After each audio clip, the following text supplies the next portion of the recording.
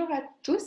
On entame cette deuxième journée avec une table ronde sur l'alimentation végétale, un enjeu de santé humaine, animale et environnementale. Et pour ça, on accueille trois intervenants aujourd'hui, donc Sébastien Demange, Brigitte Gauthier et Nicolas Trèche, que je vais laisser se présenter juste avant. Donc pour démarrer cette conférence, je vous invite tous les trois à répondre à la question donc, pourquoi manger plus végétal est bon pour la santé. Voilà, en vous exprimant chacun sur votre spécialité. Sébastien, si tu veux bien commencer, je te laisse la parole. Bonjour, alors je vais vous partager voilà, mon écran. Hop. Voilà. Pas de spoil. Hop.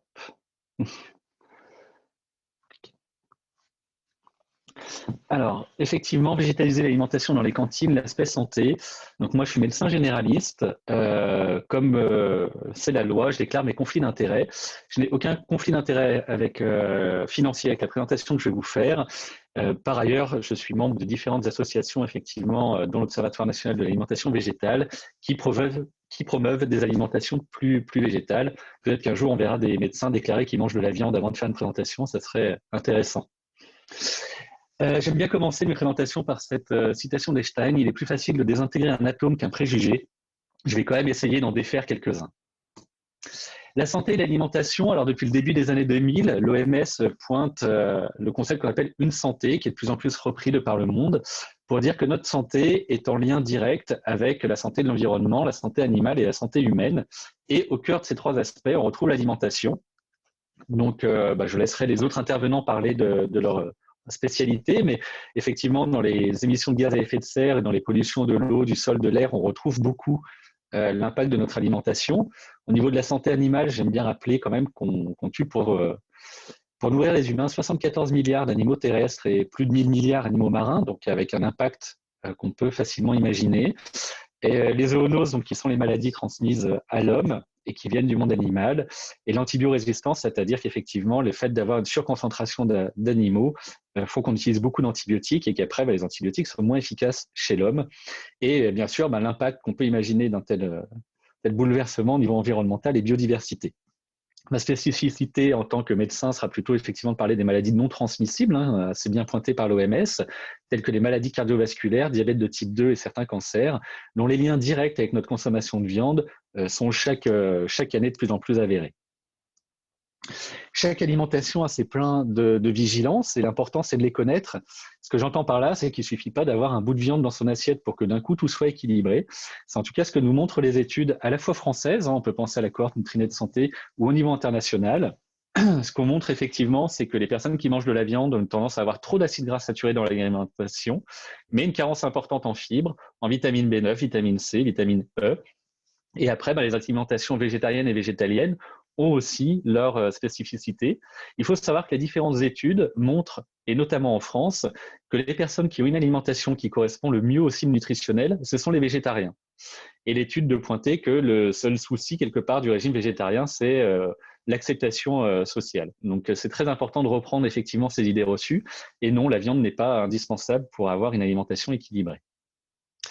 Est-ce que d'ailleurs, vous avez déjà vu des recommandations nutritionnelles qui conseilleraient de manger plus de viande? Non, je vous le dis tout de suite, non.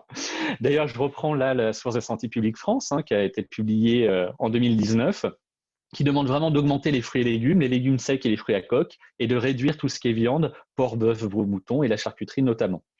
Donc vraiment, les instances nous recommandent de végétaliser notre alimentation. Ça, on peut le retrouver vraiment de partout, il y a un fort consensus là-dessus. Nos maladies sont principalement issues de nos excès, pourtant nous continuons à avoir peur de nos carences. Ça, c'est vraiment important de s'en rendre compte. On est quand même dans une société d'abondance en France, et notamment donc, par rapport aux apports en protéines.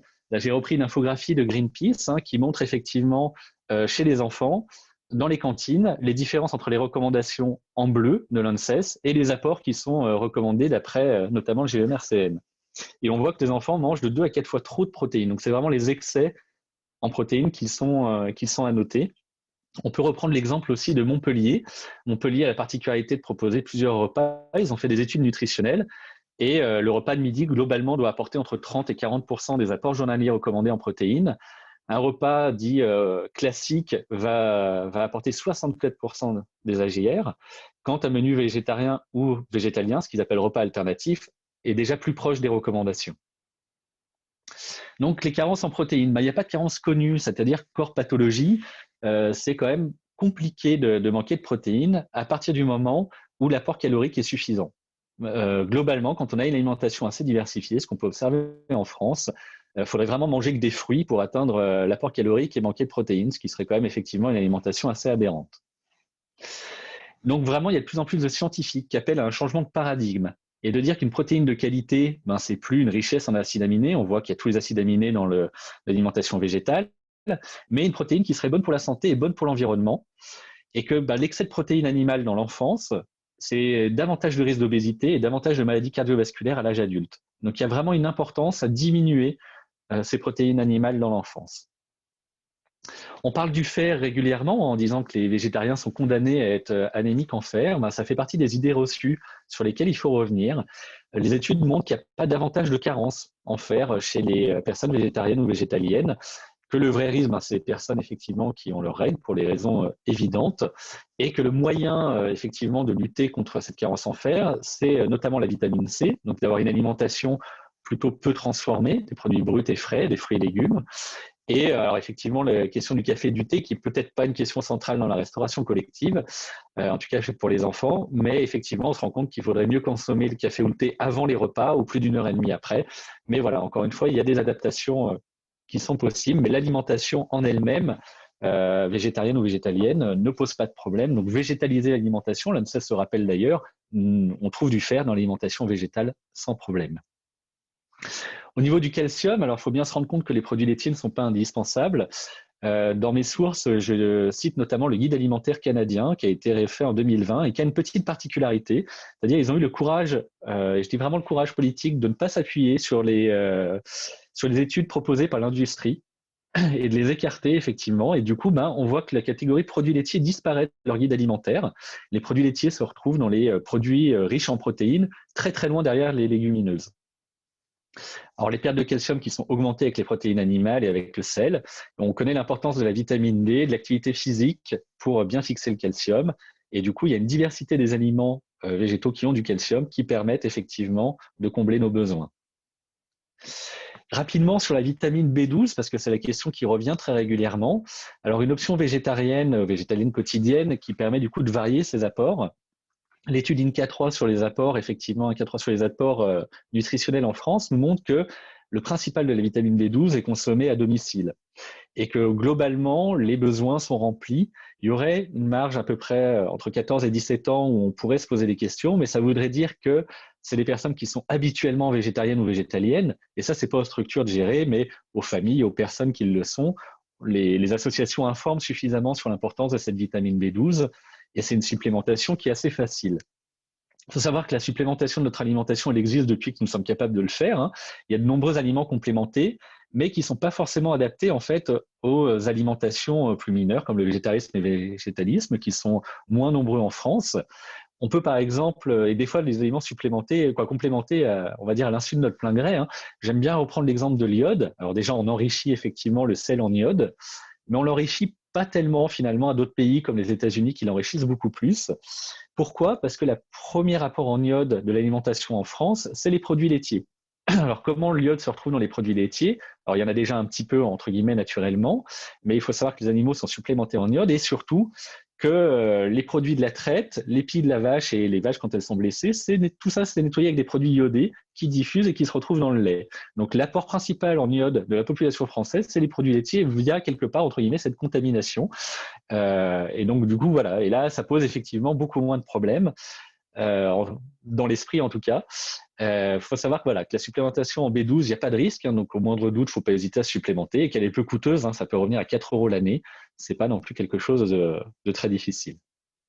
Rapidement sur le soja, j'aime déjà rappeler qu'il n'est pas indispensable dans l'alimentation végétarienne ou végétalienne, mais qu'il y a beaucoup d'idées reçues qui tournent autour. Alors, il ne contient pas d'hormones féminines, ce qu'on appelle des phytoœstrogènes. Alors, il y a effectivement dans le soja des éléments qui ressembleraient et qui ne sont pas des hormones féminines. Ils ne participent pas à la déforestation quand on le mange pour les humains, c'est-à-dire que le soja qui participe à la déforestation, c'est le soja qui va nourrir les animaux. Donc, végétaliser notre alimentation ne pose pas de problème à ce niveau-là. Si on veut suivre les recommandations en cours en France, qui datent de l'AFSA 2005, donc de limiter à 1 mg par kilo par jour, il faut se dire que 100 grammes de tofu, c'est 20 mg d'isoflavone, donc d'éléments qu'il faudrait limiter. À 4 ans, on pèse à 16 kg. Donc, en fait, on est quand même, si on mange une fois du soja par jour, on reste quand même en deçà des recommandations qui, encore une fois, méritent, à mon sens, d'être revues parce qu'elles commencent à dater un petit peu. Les éléments qu'on a actuellement, les études chez l'être humain notamment, ne montrent pas d'incidence sur le développement des organes génitaux, de la puberté, psychomoteur. Probable effet protecteur à long terme sur les cancers hormonodépendants. Il y aurait beaucoup de choses à en dire, mais ce n'est pas le sujet. Chez les enfants, donc vraiment, les revues de la littérature nous montrent qu'il n'y a pas de différence significative sur la taille, le poids, le périmètre crânien, que le développement psychomoteur est identique, et les nutriments, finalement, c'est les mêmes choses que les adultes. Donc on a vraiment des études qui nous montrent la faisabilité des choses. Les aliments ultra transformés, là, c'est un vrai problème. Le moins possible, effectivement. Probable risque de cancer, de maladies vasculaires, peut-être beaucoup plus. C'est encore un sujet d'étude. On a 2 classifications qui nous aident un petit peu, la classification NOVA qui est internationale et le Nutri-Score qui s'impose de plus en plus et qui permettent effectivement de choisir une alimentation la plus brute possible. Donc chez les enfants, pourquoi végétaliser l'alimentation? Parce que c'est un facteur protecteur chez les enfants, qui a une transmission verticale, c'est-à-dire que les enfants permettent de ramener une alimentation plus saine à la maison également, et que ça permet de prendre des bonnes habitudes. Une revue de la littérature, d'ailleurs, chez les enfants, montre que, comme chez les adultes, les enfants végétariens ont souvent un meilleur état nutritionnel et que leur alimentation semble plus conforme aux directives que ce qui est observé chez les omnivores. Donc vraiment, on peut y aller en confiance. Donc au final, on a vraiment une nécessité pour notre santé de végétaliser notre alimentation. L'option végétarienne quotidienne, c'est davantage de choix pour varier cette alimentation et c'est un levier qui est nécessaire. L'alimentation doit être variée avec des produits frais. Il y a des points de vigilance, mais comme toute alimentation, ce que je vous disais un peu au départ, et vraiment dans les aspects positifs, on a vraiment un impact important sur la santé, l'éducation au goût et la justice sociale. J'en ai pas parlé là dans le diaporama parce que c'est dur de tout aborder, mais on pourra en reparler après. Il faut bien avoir conscience qu'effectivement, les personnes qui mangent principalement à la cantine et moins en dehors, c'est aussi des personnes qui mangent le plus de viande en dehors, donc ils n'ont pas besoin d'en avoir plus à la cantine et au contraire, végétaliser leur alimentation est primordial pour eux.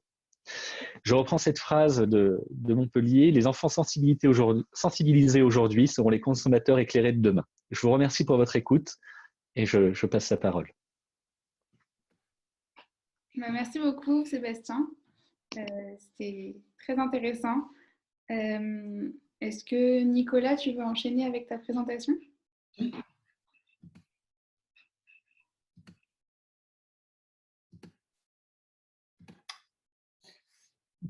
Bonjour tout le monde, merci pour l'invitation. Donc, je suis Nicolas Trèche, je travaille à Toulouse School of Economics et je suis chercheur à l'INRA.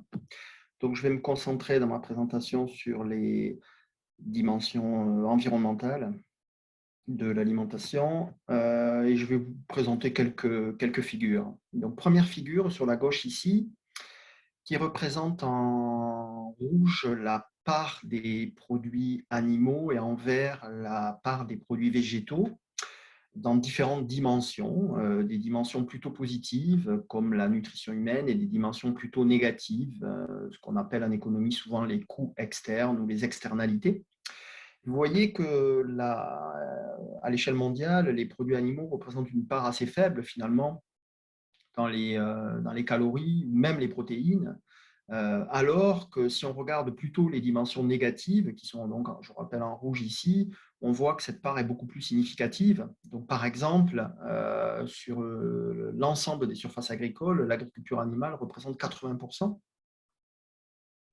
L'agriculture animale aussi représente environ 2/3 des émissions de gaz à effet de serre, de la pollution de l'eau et des sols, et la totalité ou la quasi-totalité des risques zoonotiques ou de l'utilisation des antibiotiques et évidemment des indicateurs liés à l'exploitation animale. Sur le graphique de droite, il y a des informations sur la pollution de l'air. C'est un sujet qui est souvent oublié quand on parle des conséquences écologiques de l'alimentation. Donc ici, on a des calculs de ratios, des ratios coût-bénéfice Donc, on a sur la partie coût du ratio, les chercheurs, donc c'est une étude développée aux États-Unis, ont évalué le coût associé à la pollution de l'air. Donc, des coûts en termes de morbidité et mortalité qui ont été monétisés par certaines techniques utilisées notamment en économie. Et sur la partie bénéfice, ici, on est sur la valeur économique ajoutée du secteur. Donc, ils ont regardé pour tous les secteurs de l'économie américaine ce ratio, coût sur bénéfice. Et ce qu'ils ont vu, c'est que le ratio le plus important, donc le pire, était celui de la production animale et de l'aquaculture, bien au-delà de tous les autres secteurs. Vous voyez sur la figure ici. Et vous voyez aussi que ce ratio est le seul qui est supérieur à 1. Donc, ce qui signifie, l'interprétation la plus naturelle, c'est que en intégrant uniquement le coût de la pollution de l'air, de l'élevage, notamment à travers les émissions d'ammoniac, on a un coût qui est supérieur aux bénéfices économiques générés par le secteur. Alors, diapo suivante, je présente une figure qui circule beaucoup sur les réseaux sociaux, notamment. Cette figure est basée sur une étude pour NMSEC publiée dans Science en 2018 et qui est probablement l'étude la plus complète sur les impacts écologiques de l'alimentation. Et donc, vous voyez sur l'axe des Y ici différents aliments. Et sur l'axe des X, on a la pollution en termes d'émissions de gaz à effet de serre. Et ce qu'on voit, et ce qui est la conclusion principale de cette étude, c'est qu'il y a une différence très très marquée entre la pollution générée par les produits animaux et celle générée par les produits végétaux. Et parfois, notamment quand on compare les ruminants à d'autres végétaux, on a des facteurs de l'ordre de 50 ou 100 de différence. Donc, c'est considérable. Et la conclusion d'ailleurs principale de cette étude est que même le plus vertueux des produits animaux reste plus polluant que la moyenne des produits végétaux.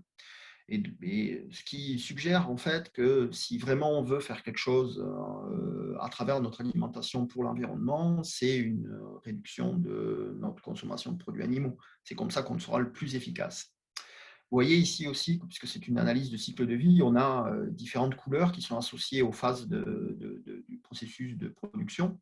Donc en vert, on a le changement d'usage des sols, en marron, on a les émissions à la ferme à travers le méthane et les oxydes nitreux, en orange, on a la nourriture animale, etc. En rouge, on a le transport, etc. Et vous voyez par exemple que le transport représente très peu ici. La plupart des émissions se font à la ferme, et le transport représente moins de 5% de ces émissions. Donc, une autre conclusion de cette étude est que finalement, manger local, par exemple, c'est peut-être bien pour d'autres raisons, mais par rapport aux émissions de gaz à effet de serre, ce n'est pas central. Encore une fois, ce qui est central ici, c'est de réduire notre consommation de produits animaux. Une autre figure qui est dans la lignée de la précédente, donc c'est une figure qui montre ce qui se passerait si on essayait de calculer un équivalent monétaire associé à ces externalités de l'alimentation. Donc c'est une étude sur données européennes. Donc on a différentes catégories de produits animaux, les ruminants, le poulet, le porc, le lait et les végétaux. Et sur l'axe des Y, on a l'équivalent monétaire. Donc, ce que ça coûte, si on essaie d'évaluer en utilisant des techniques qui sont recommandées dans beaucoup de guides méthodologiques, on voit qu'il faudrait cette pollution générée par un kilo de viande de bœuf, par exemple, coûte à peu près, en termes sociétal, coûte à peu près entre 6 et 7 euros par kilo, ce qui est évidemment considérable. C'est plus que le coût de production de cette viande. Et vous voyez aussi que ce n'est pas non plus totalement dérisoire quand on regarde le poulet et le porc, alors que c'est dérisoire quand on regarde les végétaux. Donc finalement, c'est une traduction monétaire de la figure précédente, mais qui nous informe sur ce qui se passerait si on incluait des taxes carbone. On a des taxes carbone, par exemple, dans les transports. Le secteur agricole est largement exempté de la régulation climatique. Si on introduisait une taxe carbone, on aurait des impacts extrêmement significatifs sur le prix des produits alimentaires carnés et quasiment aucun impact sur le prix des végétaux. Dernière figure, donc c'est toujours un petit peu les mêmes sources. On est sur des analyses de cycle de vie. On a à nouveau différents produits alimentaires sur l'axe des X ici. Et sur l'axe des Y, on a toujours un indice de pollution. Alors ici, l'indice est un petit peu différent. C'est un indicateur qui s'appelle RECIPI, qui est un indicateur utilisé par le gouvernement hollandais et qui agrège l'ensemble des dimensions environnementales. Donc en bleu, vous avez les émissions de gaz à effet de serre, en vert, l'usage des sols, en vert foncé, la consommation d'eau, et en jaune, la pollution de l'air. Et vous voyez, ça rejoint un petit peu certaines informations que j'ai données auparavant. Les deux impacts les plus principaux sont les émissions de gaz à effet de serre en bleu et la pollution de l'air. Donc encore une fois, j'insiste ici, la pollution de l'air, on oublie souvent, mais c'est vraiment considérable. Et puis là, on parle ici de mort aujourd'hui, hein. Donc c'est de mort et de maladies très significatives. Donc, on voit à nouveau, si on regarde les différents produits animaux par rapport aux produits végétaux, des écarts considérables. Ce qui est nouveau aussi sur cette figure, qui a été produite par un bureau d'études il y a quelques semaines, c'est qu'on a des calculs sur la viande cultivée. Donc, cette viande produite à partir de la culture de cellules animales dans des bioréacteurs. Et vous voyez sur cette figure, si on prend, donc les données ont été fournies au bureau d'études par l'industrie, et si on fait des calculs à partir de sources, donc c'est noté CM ici, à partir de sources d'énergie conventionnelles, on a un impact à peu près équivalent à celui du porc et du poulet. Alors, pourquoi je parle d'énergie ici? Parce qu'évidemment, quand on fait de la viande cultivée, on ne va pas émettre du méthane ou des oxydes nitreux, mais on va utiliser de l'énergie pour cultiver ces cellules dans les bioréacteurs. Et donc, on émet une autre source de pollution à travers du CO2. Et donc, c'est pour ça qu'on connecte, de fait, les problématiques finalement de consommation de viande avec celles de l'énergie, puisqu'il faut de l'énergie. Mais quand on calcule ces impacts, on s'aperçoit qu'ils sont quand même bien moins importants que ceux des ruminants. Et d'autre part, ces impacts dépendent de la manière dont notre énergie sera produite. Si elle se décarbone, si on utilise de plus en plus de renouvelables, et c'est le deuxième scénario ici qui est proposé, alors on voit que l'impact devient bien plus faible que l'ensemble des produits animaux, et il commence à se rapprocher des produits végétaux. Je pense que je vais arrêter là. Merci beaucoup, Nicolas. Pour finir, je passe la parole à Brigitte Gauthier, présidente de L214, qui va nous présenter, elle, plutôt des aspects conditions animales. Bonjour à toutes et à tous. Merci beaucoup pour l'invitation. Je vais vous partager mon écran. Alors, un instant. Hop, on va aller là-dessus. Partager l'écran. Oh là là, et vous voyez tout le bazar sur mon bureau. Et j'imagine que si je fais lire, est-ce que ça fonctionne pour vous? Ah, super, super. Bon, très impressionnant de passer. Déjà, il y a beaucoup d'argumentaires qui ont été dits en faveur d'une alimentation la plus végétale possible. Spoiler alerte, je vais aller dans le même sens. La question de notre rapport aux animaux, ça a toujours été une question qui a traversé les âges. Pythagore, on vous en a parlé à l'école sur la question des triangles rectangles. Mais figurez-vous qu'en même temps, c'était un philosophe, il réfléchissait et il ne consommait pas d'animaux pour ne pas les faire tuer, considérant que c'était inutile pour sa santé. Alors, il n'a pas été le seul, voilà, j'en cite quelques-uns ici, et puis je m'arrête sur le cas de Claude Lévi-Strauss, qui nous fait faire un pas de côté sur le regard qu'on pourrait porter dans quelques années sur cette sale habitude qu'on a de considérer les animaux comme des sources de nourriture, en faisant le parallèle avec les voyageurs qui arrivaient devant les repas cannibales de sauvages américains, océaniens ou africains, cette répulsion qu'on pouvait avoir à l'époque par rapport à cette habitude, cette culture alimentaire que pouvaient avoir d'autres nations. Et ça pourrait nous apporter ce même regard. Et je vous invite d'ailleurs là-dessus à voir aussi Florence Burga qui parle du cannibalisme de gourmandise, puisque l'argument parfois qui est renvoyé quand on commence à argumenter sur l'éthique, sur l'impact environnemental, sur la santé, c'est le fameux « c'est trop bon ». Donc voilà, au niveau d'autres peuples, c'était aussi un argument, le « c'est trop bon ». Voilà.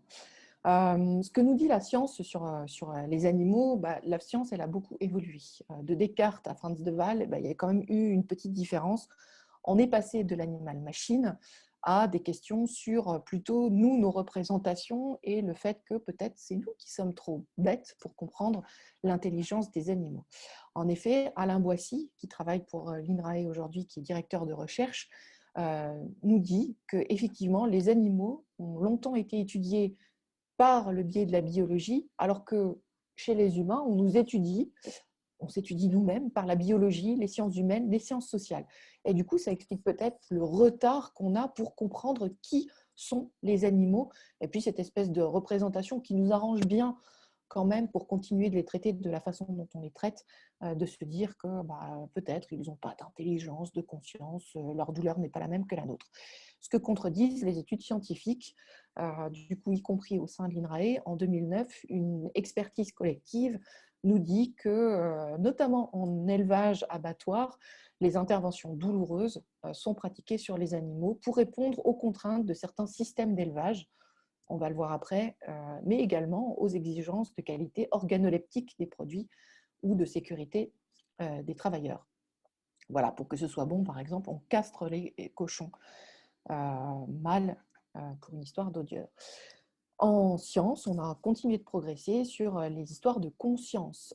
En 2012, il y a eu la déclaration de Cambridge avec d'éminents neuroscientifiques dans plein de spécialités différentes et qui ont fait une déclaration solennelle en disant que les animaux ont une conscience. Ils parlaient notamment des vertébrés, de certains animaux aquatiques, etc. En tout cas, les animaux, la plupart des animaux qu'on élève, qu'on abat, qu'on pêche, sont des animaux qui ont tous les substrats nécessaires aux états de conscience. Ça a été aussi confirmé par l'INRA en 2016.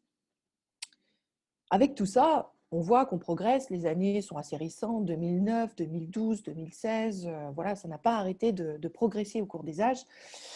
Quelles conséquences pratiques ça a eu? Eh bien, rien, nada, que dalle. On continue de traiter les animaux depuis les années 50, 60, industrialisation de l'élevage, il n'y a pas eu guère de changement. En nombre d'animaux tués, ça a été rappelé tout à l'heure, c'est un nombre astronomique. Pour faire un petit parallèle, on est à peu près 100 milliards d'êtres humains à s'être succédés sur la planète depuis les débuts de l'humanité et on tue plus de 1000 milliards d'animaux chaque année pour la consommation des êtres humains. Alors, en France, on a une image souvent un petit peu bucolique qui est d'ailleurs véhiculée même par les plus hautes instances de l'État, alors qu'en fait, 80% des animaux qui sont tués aujourd'hui en France proviennent d'élevage intensif.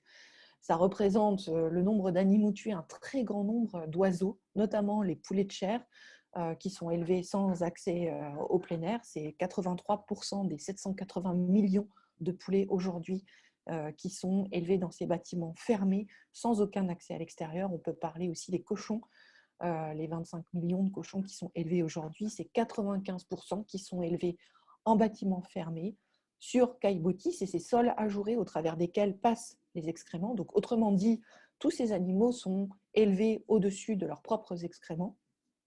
Et puis, là où on voit des changements un petit peu significatifs avec des conditions d'élevage moins pires, ce qui ne veut pas dire qu'on est vers un idéal et surtout pas sur ces questions de bien-être souvent, donc on nous met en avant le bien-être animal qui est surtout un argument marketing. Aujourd'hui, on a encore 47% de poules pondeuses qui sont élevées en cage de batterie. Pour rappel, c'était 80% en 2008, mais l'action des associations de défense des animaux, les demandes des consommateurs font que ce nombre réduit. On peut s'attendre à ce que d'ici 2025, ça ait complètement disparu. Je vous invite à rejoindre les actions proposées par les assos pour continuer de faire reculer le pire pour les animaux Ça, c'est une évidence. Alors, qu'est-ce que ça veut dire élevage intensif de poules pondeuses, par exemple? L'élevage en cage, ben voilà, c'est des poules qui sont déplumées, qui sont entassées les unes sur les autres, dont on a coupé le bec pour éviter que les agressions inévitables dans ces conditions de promiscuité extrême fassent justement des scènes de cannibalisme. Alors, ça ne les empêche pas totalement, mais ça réduit un petit peu ce chiffre. On a aussi pour les élevages de la génétique et de l'alimentation. L'objectif, c'est d'engraisser plus et plus vite, de produire plus, alors soit plus de petits, plus de lait, plus de viande, etc. Et donc, voilà, on a des filières qui se développent où la sélection génétique fait qu'on a des animaux. Alors, je vais reprendre l'exemple de l'élevage de poulets. Aujourd'hui, on a des poulets qui grossissent 4 fois plus vite qu'en 1950. Alors, ce n'est pas juste pouf, on a réussi à les faire grossir carrément plus vite. En fait, ça a des incidences sur leur état de santé, avec des animaux qui ont des boiteries sévères, qui ont tous leurs organes qui ne se développent pas à la même vitesse que leurs muscles. Donc, leurs os sont un petit peu fragiles, tous les boiteries. Ils ont des problèmes respiratoires, ils ont des problèmes cardiaques. Et donc, tout ça est accentué aussi par une alimentation de plus en plus riche. Et donc, on a des poulets qui se tiennent à peine sur leurs pattes et dont le poids est vraiment problématique. C'est vraiment des animaux qui sont en surpoids et on sait bien les problèmes que font les questions d'obésité. On a des expérimentations qui se font justement pour essayer d'optimiser l'alimentation, soit du coup pour faire produire ici, par exemple, plus de lait, plus de viande, mais aussi essayer de limiter les gaz à effet de serre, alors qu'une des solutions les plus simples, comme l'a rappelé Nicolas, ce serait de réduire le nombre d'animaux. Ça pourrait être une bonne piste pour réduire en tout cas l'impact sur l'environnement. Mais non, dans certaines entreprises, aujourd'hui, ce qu'on cherche à faire, c'est plutôt réduire par le biais de l'alimentation, tout en continuant d'élever des animaux. On utilise aussi les mutilations, la coupe des becs, la coupe des queues, la coupe des griffes, la castration à vif, dans 2 objectifs. Un, pour faire cohabiter ces animaux dans ces conditions particulièrement hostiles. Quand vous entassez des animaux, évidemment, il y a des problèmes de liens sociaux qui ne se recréent pas. Enfin, par exemple, les poules pondeuses, leurs groupes sociaux, c'est quelques dizaines, normalement, quand elles sont libres. Dans les élevages, y compris dans les élevages bio, plein air, cage au sol, vous avez plusieurs dizaines de poules qui doivent cohabiter ensemble. Et donc, ça fait des agressions. Et donc, la solution à ces agressions, c'est de couper un bout du bec. De la même façon pour les cochons, vous allez avoir une coupe systématique des queues pour les faire cohabiter ensemble et éviter des mutilations trop importantes. Ensuite, vous avez des questions pour le goût du consommateur. C'est le cas des cochons, où on va avoir la castration à vif. Ça va être le cas des chapons également. Où, pour les cochons, par exemple, vous avez 3% à peu près des cochons mâles qui vont développer ce qu'on appelle l'odeur de Véra, qui, à la cuisson, du coup, la viande va émettre une odeur qui est désagréable pour le consommateur. Qu'est-ce qu'on fait? On mutile l'ensemble des cochons pour ces 3 petits pourcents. Voilà, donc là on évolue un petit peu sur cette question-là, puisque normalement d'ici 2021, la mutilation, la castration à vif sera interdite. Donc ici vous voyez sur cette image toutes les queues des petits porcelets qui sont coupés pour les faire cohabiter, puis vous voyez le caillebotis, ce sol ajouré. Évidemment, à leur disposition, finalement, il n'y a pas du tout, alors que c'est une obligation, de matériaux manipulables, justement pour réduire le risque de morsure, le risque d'agression entre les cochons. Et ça, c'est quelque chose qui a été signalé au niveau de la Commission européenne. La France a été rappelée à l'ordre déjà une fois. Mais bon, après un avertissement, un blâme, on voit bien que ça n'a aucun effet sur le respect de la réglementation qui permet de réduire simplement les souffrances des animaux et non pas de les sortir complètement de cette situation de malheur permanent. Sur cette photo aussi, vous voyez comment on maintient les truies dans un espace où elles peuvent juste se lever, se coucher, et les petits qui têtent finalement à travers les barreaux. On pousse quand même l'exploitation animale jusque très loin dans ce qu'on peut faire subir aux animaux. Il y a aussi des manipulations qui sont extrêmement violentes. Je pense notamment au ramassage des oiseaux ou au gavage des palmipèdes, mais on peut penser aussi à des choses beaucoup plus pernicieuses, comme la séparation des mères avec les petits, ce qui a lieu en permanence, par exemple dans l'industrie du lait, où vous séparez le veau d'avec sa mère, où vous séparez les agneaux d'avec les brebis, etc. Et sur des animaux qui sont extrêmement sociaux, où les liens mère-petit sont extrêmement forts. Le transport, ça correspond aussi, ça concerne aussi les poissons. Et ici, vous voyez l'arrivée d'un transport de truites arc-en-ciel à un abattoir. Donc, ces truites qui sont là aussi élevées en élevage intensif dans des bassins de peu de profondeur avec des eaux très sales, pour ne pas utiliser un mot vulgaire, et qui ici arrivent à l'abattoir avec une espèce de gros tank des camions que vous pouvez croiser sur les routes. Voilà. Vous avez aussi tous les animaux qui sont éliminés, qu'ils soient considérés comme chétifs, qui vont être considérés comme inutiles, qui sont en surnombre, qui sont malades. Et donc, là, ça dépend des situations. Vous avez les animaux qui sont éliminés en élevage, par claquage contre le sol, contre un mur. Ça correspond notamment à ce qui se passe pour les porcelets. Sur le rebord d'un seau ou d'une cage, c'est ce qu'on a pu aussi voir sur les élevages de lapins, par exemple. Vous pouvez avoir des procédures sanitaires en élevage. En ce moment, on parle beaucoup de grippe aviaire. Figurez-vous qu'on élimine les animaux de façon assez rapide dans les élevages. Donc, ça peut se faire par une mousse en fait, qui va asphyxier les animaux. Et puis, vous avez tous ceux qui sont éliminés par gazage ou broyage en couvoir. Ça correspond à tous les mâles dans la filière poule pondeuse et toutes les femelles dans la filière foie gras, ce qui représente quand même plusieurs dizaines de millions d'animaux. On est à 50 millions.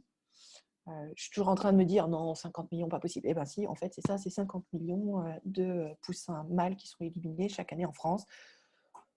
Il y a eu une annonce pour dire on va arrêter de broyer après sexage. Enfin voilà, on va éliminer le sexage, donc on va éliminer une partie du broyage. Il restera quand même tous ceux qui sont indésirables dans les filières. C'est encore pas passé dans la loi. Mais voilà, l'industrie avance sur ce sujet-là, alors que c'est un petit pansement sur une jambe de bois, là encore.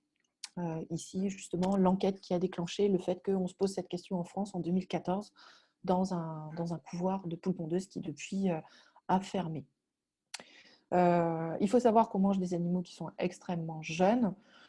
Par exemple, les poulets de chair, c'est 6 semaines d'élevage, alors que leur espérance de vie est de 8 ans. Les conditions d'abattage, je vais passer très rapidement, vous vous en doutez. Là, on a parlé de conditions de vie particulièrement pénibles pour les animaux qui correspondent à 80% des animaux qui sont abattus. Et donc, non seulement ils ont des conditions de vie pénibles, mais ils ont des conditions de mort atroces. Et là, ça correspond à tous les animaux, que ce soit bio, label rouge, ou que ce soit abattage standard. Vous avez des conditions d'abattage qui sont absolument terribles. Donc, avec un pistolet à tige perforante pour rendre inconscients, insensibles les animaux. Voilà, donc on est à l'abattoir. Évidemment, c'est éminemment stressant même avant de recevoir ce coup. Et ce coup, il faut savoir qu'on a à peu près 15% de ratés, des coups qui sont repris parce que mal ajustés au départ, et puis des animaux qui sont quand même conscients sur les chaînes d'abattage. Vous avez ensuite l'abattage par électronarcose. Là, c'est un courant électrique qui passe à travers le cerveau des animaux. C'est utilisé beaucoup pour les cochons, c'est utilisé beaucoup pour les oiseaux. Le dioxyde de carbone qui est utilisé pas mal pour les cochons et aussi pour les poissons, comme on peut le voir ici. Là, c'est un abattoir de poissons. Et puis enfin, l'abattage sans étourdissement qui est utilisé notamment dans le cadre des abattages rituels, halal et kasher. Et puis aussi, on peut le souligner pour les poissons, la pêche n'étourdit pas les poissons. Alors, est-ce que quelqu'un y gagne là-dedans ? En tout cas, pas les éleveurs, pas la majorité des éleveurs, avec un travail qui est 7 jours sur 7, des agriculteurs qui ont des revenus qui sont très bas, un taux d'endettement, lui, par contre, qui est très haut. C'est par exemple 430 000 € pour les élevages de cochons, un taux de suicide qui est plus important que tout le reste de la population, et on peut parler quand même de 90% des exploitations d'élevage qui ont au moins une subvention. Ça concerne 100% des élevages de bovins, que ce soit viande ou lait, avec des sommes quand même importantes en bovin-viande. On est en moyenne à 50 000 € qui sont donnés par exploitation. Et pour autant, les revenus ne suivent pas. Ils ne se dégagent pas forcément de revenus à la fin du mois.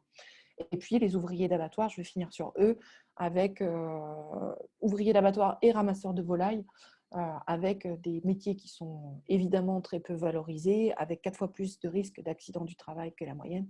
En fait, toutes ces personnes-là ruinent leur vie, à ruiner d'autres vies, et c'est bien malheureux de maintenir un système avec autant de conséquences négatives. Si on revient sur nos journées végétales, ce qui est demandé en ce moment sur le projet de loi climat, instaurer 2 journées 100% végétales, ça ferait déjà épargner 350 millions d'animaux terrestres par an et de 1 à 3 milliards d'animaux aquatiques.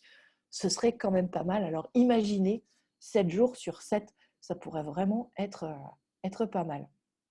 Voilà, merci beaucoup de votre écoute. Et j'arrête mon partage d'écran si je trouve les boutons. Merci beaucoup à tous les trois. Pour continuer, j'ai justement une question dans les commentaires qui demande donc, comment informer ceux qui ne le veulent pas. Parce qu'ici, on est tous éclairés, mais c'est facile de se sentir démunis face à ça. Et donc, voilà, je pense que c'est une question auquel, Brigitte, tu peux répondre, mais peut-être que les autres aussi, en fait. Comment on communique autour de ça quand on peut avoir des gens qui sont pas du tout ouverts ou qui n'ont pas conscience voilà. Comment communiquer? Alors, ça dépend si on pense une communication qui est une communication sur un côté collectif, c'est-à-dire en tant qu'on essaye de s'adresser au plus grand nombre. Et dans ce cas-là, il nous semble, en tout cas avec L214, on a fait le pari d'informer à base d'images qui viennent du terrain, qui sont prises ici et maintenant en France. Et donc, du coup, on contextualise, on le relie parfois à des marques. Donc, vraiment, très concrètement, essayer de montrer comment ça se passe ici et maintenant, essayer de faire passer dans les médias, sur les réseaux sociaux, donc essayer d'avoir une diffusion la plus large possible pour que, effectivement, vu à la télé, ça puisse arriver jusqu'à des personnes qui s'étaient peut-être jamais posé la question ou qui cherchent justement à éviter d'être confrontées à ce paradoxe de la viande qu'on a la plupart du temps, en se disant, bien sûr, on ne veut pas maltraiter et tuer des animaux sans nécessité, mais par ailleurs, voilà, j'aime la viande, je mange de la viande culturellement, machin, et je ne me pose pas la question entre les deux. Donc voilà, nous, notre objectif, c'est de refaire le lien entre la viande et puis le parcours vécu par les animaux. Donc ça peut être une première chose. Et puis peut-être plus quand on est personnellement, souvent, enfin moi, je ne fais pas forcément de prosélytisme quand je suis à table, juste le fait de ne pas manger les animaux, les gens vont me poser des questions. Et c'est là où elles sont du coup le plus à l'écoute de ce qu'on a à dire. Et donc voilà, avec L214, on s'est concentré sur, d'une part, montrer, d'autre part, donner les outils aussi pour qu'on puisse défendre ce point de vue-là, notamment sur les questions de nutrition, mais l'AVF le fait très bien aussi, l'Association végétarienne de France le fait très bien aussi, Greenpeace aussi a développé tout un tas d'outils. Vraiment, sur la toile, on trouve maintenant beaucoup d'arguments à notre disposition sur justement l'impact sur les animaux, l'impact environnemental, l'impact sur la santé, l'impact sur les personnes qui travaillent aujourd'hui de ces productions, le partage des ressources, les questions sur les zoonoses, justement, ces maladies qui peuvent passer des êtres humains aux animaux. Donc, on a beaucoup d'informations à notre disposition. Donc, d'une part, s'informer pour pouvoir donner des informations qui sont justes aux autres. Et puis, vraiment, avoir un discours sincère. Enfin, je pense que pour beaucoup d'entre nous, on n'est pas né dans des familles qui avaient arrêté de manger les animaux. Et donc, on sait très bien qu'à un moment, on ne se posait pas la question et que tout à coup, ou petit à petit, on s'est posé ces questions. Et peut-être aller piocher dans notre expérience personnelle aussi pour faire un partage et exprimer que cette remise en question, elle n'est peut-être pas évidente, on ne la voit pas arriver, puis tout à coup, quelquefois, elle nous prend en fourbe. Et puis, on se retrouve en face des conséquences de nos actes. Et ça nous amène à changer, mais être avec de l'humilité, en fait, quand on parle aux autres, je crois. Merci beaucoup. Je ne sais pas si Sébastien, tu voulais aussi réagir. Alors effectivement, c'est vrai que Brigitte a dit beaucoup de choses avec lesquelles je suis effectivement entièrement d'accord. Mais d'avoir effectivement conscience que c'est pas si facile de prendre conscience de ça, hein, c'est quand même quelque chose d'assez, on le dit pas assez, mais l'alimentation, c'est quelque chose qui est vraiment ancré en nous. C'est-à-dire ce que nous ont montré les sciences anthropologiques, sociales, c'est qu'on se définit beaucoup par notre alimentation. Hein. C'est, comme on dit souvent, quand on change de pays, on va apprendre la langue du pays, mais on va continuer à se faire les petits plats qu'on se faisait à la maison parce que c'est finalement ça qui nous racine.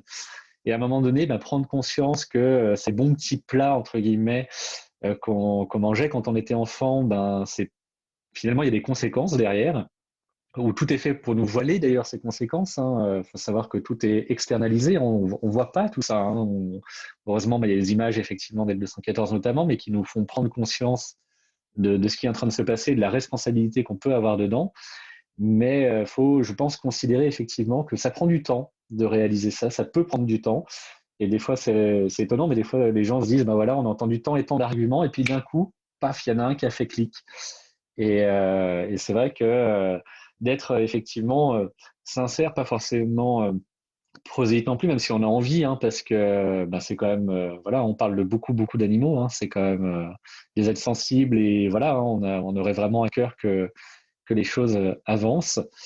Mais petit à petit, on voit quand même que ça devient de plus en plus dans le débat public, on en parle quand même de plus en plus, donc ça c'est important. Et puis voilà, continuer effectivement à informer encore et encore. Voilà. Merci beaucoup. Est-ce que Nicolas, tu voulais aussi réagir par rapport à ça ou... Oui, Brigitte a parlé du paradoxe de la viande, donc ça fait écho à des recherches qui existent aujourd'hui en psychologie notamment. C'est central, en fait. L'idée du paradoxe de la viande, c'est pour ça que la question est vraiment très, très pertinente. Il y a les gens, d'un côté, ils aiment bien les animaux, pour la plupart. En tout cas, ils n'aiment pas se sentir responsables de la souffrance et de la mort des animaux. Et de l'autre côté, ils mangent de la viande. Et donc, du coup, ça crée une tension, une dissonance.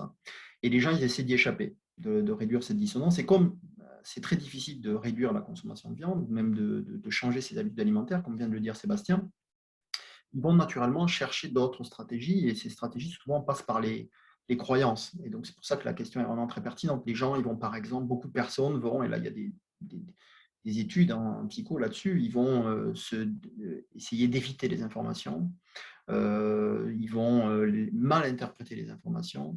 Quand une information va aller dans le sens de leur désir, par exemple, ils voient des animaux bien traités, etc., ils vont mettre beaucoup d'attention à cette information, partager, etc.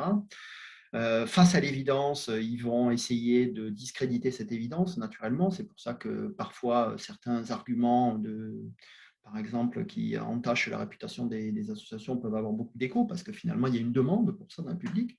Et puis, après coup, on va essayer de rationaliser.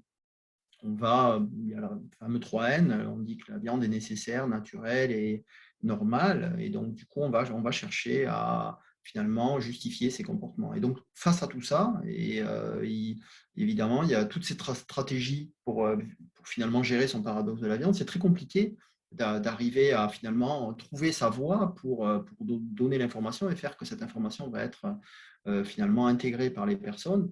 Et aujourd'hui, il y a un champ de recherche là-dessus. Et on a juste un exemple, on sait qu'il peut y avoir des phénomènes de réactance.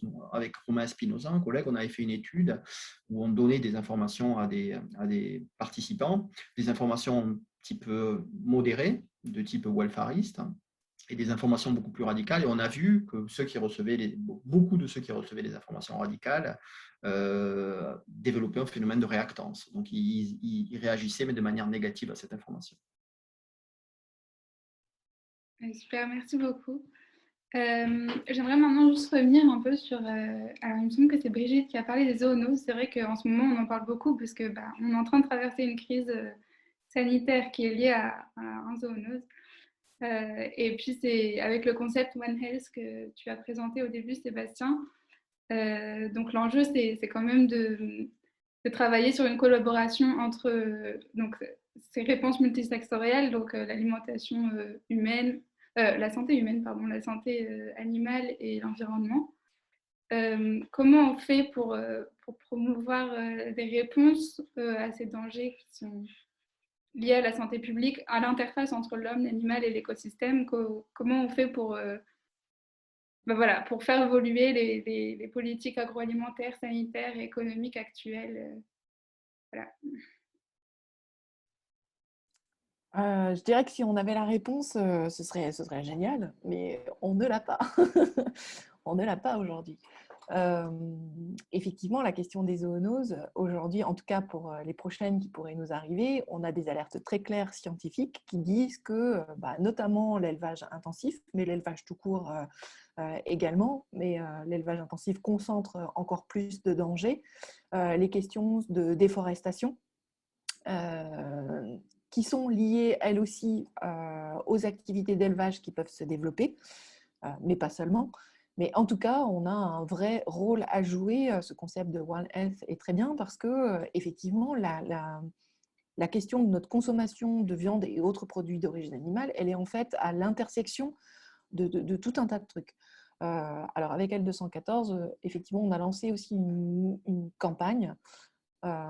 Aujourd'hui, voilà, on essaye d'agir sur les conséquences, de trouver un vaccin, on a les masques, on est confiné, etc. Enfin, on répond à une zoonose qui s'est répandue, dont on ne sait encore pas l'origine aujourd'hui ou pas précisément. Enfin, voilà, les recherches sont encore en cours. Mais pour éviter les prochaines, on pourrait justement réduire le risque en réduisant notamment le nombre d'animaux qu'on élève aujourd'hui pour les manger. On n'est pas très entendu là-dessus et on le voit bien. Et ça rejoint la campagne qu'on a contre l'élevage intensif aujourd'hui, qui nous semble prioritaire parce qu'en termes d'impact, on pourrait avoir des résultats quand même assez rapides. Tout le monde est d'accord là-dessus. Pour le coup, on n'a pas de phénomène de réactance ou de choses comme ça. La majorité des gens se prononcent contre ces élevages qui ne laissent pas d'accès à l'extérieur aux animaux. Donc, ce serait assez facile d'avoir un moratoire, c'est-à-dire pas de nouvelles constructions pour les élevages. Ce serait facile de se mettre autour d'une table et de dire on fait un plan pour sortir de l'élevage intensif, donc avec toutes les parties prenantes autour, et on se met d'accord, notre point d'arrivée, là, dans une vision à moyen terme, c'est de sortir de l'élevage intensif. Et du coup, en parallèle, on va sur la végétalisation de l'alimentation, parce qu'on ne peut pas espérer élever moins d'animaux dans des conditions moins pires si on ne réduit pas la demande. Bon, voilà, ça c'est porté par un certain nombre de politiques aujourd'hui, et notamment il y a le référendum pour les animaux qui porte aussi cette demande-là sur l'élevage intensif notamment. Mais on voit que dès qu'on arrive au niveau de l'État, il y a eu une proposition de loi qui a été discutée sur la maltraitance animale. Dans cette proposition de loi sur la maltraitance animale, il y a un certain nombre d'avancées qui ont été proposées pour les animaux de compagnie, pour les animaux sauvages élevés en captivité, mais alors, sous prétexte que ça aurait été un sujet clivant au niveau… voilà, c'est la réponse qui a été donnée. Oh non, c'est des sujets clivants, la chasse et l'élevage. Le sujet n'a pas été traité. Alors qu'en réalité, ce sujet n'est pas clivant. Il est juste clivant au niveau politique, mais au niveau de l'opinion publique, des attentes sociétales, il n'est pas du tout clivant. Tout le monde est d'accord pour dire que oui, il faut faire quelque chose là-dessus. Donc maintenant, comment traduire cette demande sociétale en avancée politique ? C'est là toute la question. Alors, on voit qu'on avance au niveau municipal. Il va y avoir les régionales bientôt. Peut-être c'est l'occasion de pousser aussi ces demandes au niveau régional. Mais c'est vrai qu'au niveau national, aujourd'hui, il y a quand même un blocage qui est très, très important. Et si on avait la clé, on l'utiliserait. Oui, c'est certain. Je ne sais pas si Sébastien ou Nicolas, vous avez des choses à rajouter. Oui, c'est vrai que, alors ce que j'aime bien dans ce concept, dans la manière de voir les choses en fonction d'une santé, de notre alimentation, c'est qu'effectivement, quel que soit l'axe dans lequel on regarde, c'est-à-dire si on regarde sur la qualité de notre alimentation, si on regarde sur l'environnement, si on regarde évidemment sur le bien-être animal, il y a une réponse qui est identique. À chaque fois, on en arrive à diminuer en fait, plus ou moins drastiquement. Techniquement, les projections nous invitent à diminuer de manière importante. Springman parle de 90% de réduction quand même. C'est pas rien si on veut arriver effectivement à nourrir tout le monde dans un certain équilibre. Même l'INRA, qui n'est pas forcément très pro-végé, par d'autres aspects, conseille effectivement de diminuer aussi les apports de protéines animales. Actuellement, on est à peu près à 65-35, ils proposent un 50-50. Bon, comme je vous disais, beaucoup d'études nous invitent à aller un peu plus loin, mais ça serait déjà un premier pas. Mais on voit quand même effectivement que tous les voyants, et notamment au niveau de l'opinion publique aussi, indiquent vraiment que de permettre l'accès à une alimentation plus végétale, c'est nécessaire. Il y a encore la Convention citoyenne pour le climat qui a fait une proposition dans ce sens-là. Et comme beaucoup de propositions de la Convention, malheureusement, ça peine à aboutir, mais il y a vraiment un enjeu politique. Alors effectivement, comme le rappelait Brigitte, au niveau municipal, ça bouge. Au niveau régional, on a vraiment aussi beaucoup d'indicateurs qui nous disent que ça peut bouger. Et le blocage vraiment au niveau national. Alors après, comme je le disais à un moment donné dans la présentation, les Canadiens ont fait le choix à un moment donné de plus tenir compte des études financées par l'industrie agroalimentaire. Bon, pourquoi pas, hein, l'idée est peut-être lancée. Hein.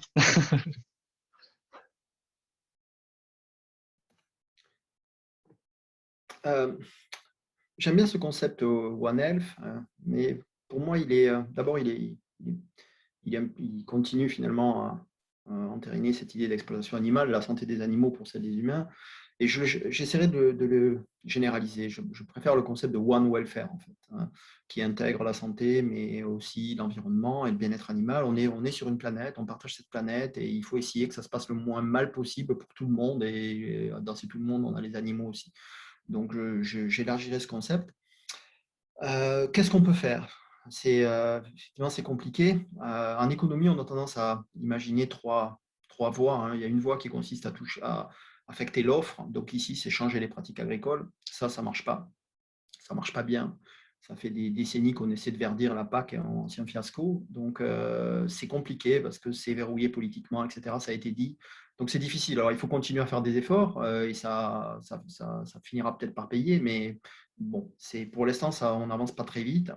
Ensuite, on peut essayer de modifier la demande. Donc, après l'offre, la demande. Donc, changer les habitudes des consommateurs. Donc, là, on peut jouer sur les coûts. Aujourd'hui, il n'y a pas de taxe carbone ou il n'y a pas de taxe environnementale sur les produits de l'alimentation. Et donc, ça, il faudrait que ça change. Et ça, je pense que ça finira par changer.